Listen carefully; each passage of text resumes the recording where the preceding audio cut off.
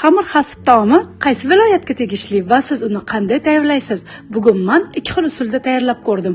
Qovurma va oddiy xamirligini. Qovurilgan usuli ham juda ham mazali chiqdi. Xamir tayyorlashdan boshlaymiz. Tuz, tuxum, suv, un solib qattiqqina xamir qolamiz va 20 daqiqaga tindirishga qo'yamiz. Qiymasi uchun guruch qo'shamiz. Guruchni avval pishirib olamiz. Qizib turgan yog'da guruch solib, tuz, suv solib pishirishga qo'yamiz. Yog'siz qiymaga mayda qilib to'g'ralgan piyoz va pishgan guruch ustiga tuz va ziravorlarni solib aralashtirib olamiz. Tingan xamirni yupqa qilib yoyib chiqamiz. Xuddi mantiga keskandek qilib kesib olamiz. Iloji bo'lsa sal maydaroq kesamiz, ko'rinishi ham chiroyli chiqadi. Kesib olingan xamirga tayyor bo'lgan qiymani solib, videoda ko'rsatilgandek qilib uchburchak shakl berib qovurganda ichiga yog' kirmasligi uchun uchlarini bosib qo'yamiz. Xohishga ko'ra tayyor bo'lganlarini avval yog'ga, so'ng mantiqasqonga terib chiqamiz. Qolgan yarmini esa qizib turgan yog'da ikki tarafini tillarang qilib qovurib olamiz. Mantiqasqonga terib chiqamiz. Ikki xil usulda pishirishga qo'yamiz. 30-35 daqiqada tayyor bo'ladi. Xamir hasib tayyor bo'lguncha ustiga